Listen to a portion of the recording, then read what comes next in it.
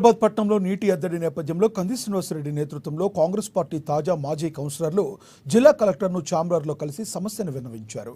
తక్షణమే నీటి సమస్యకు పరిష్కారం చూపాలని కోరారు.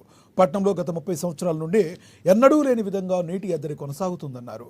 మరో 2 నెలల్లో అది తీవ్ర రూపం దాల్చే అవకాశం ఉన్నందున దీనిపై ప్రత్యేక దృష్టి సారించాలని విజ్ఞప్తి చేశారు. లాండసాంగ్వి వద్ద 2 చెక్ డ్యాంలు, మావల వద్ద మట్టి పూడికతీత చర్యలు చేపట్టాలన్నారు. అలాగే మరో 10 వాటర్ ట్యాంకర్లు కొనుగోలు చేయాలని డిమాండ్ చేశారు. ఖాళీలో ఉన్న ప్రతి వాటర్ ట్యాంకర్ వద్ద పెద్ద బోర్లు వేసి వాటి నీటిని ట్యాంకుల్లోకి ఎక్కించాలని, నీటి సమస్యను తీర్చాలని కోరారు. నిర్మల్ నుండి వచ్చే మిషన్ భగీరథ నీటి సరఫరాలో ఎలాంటి అంతరాయం లేకుండా చూడాలన్నారు. కలెక్టర్ సానుకూలంగా స్పందించారు.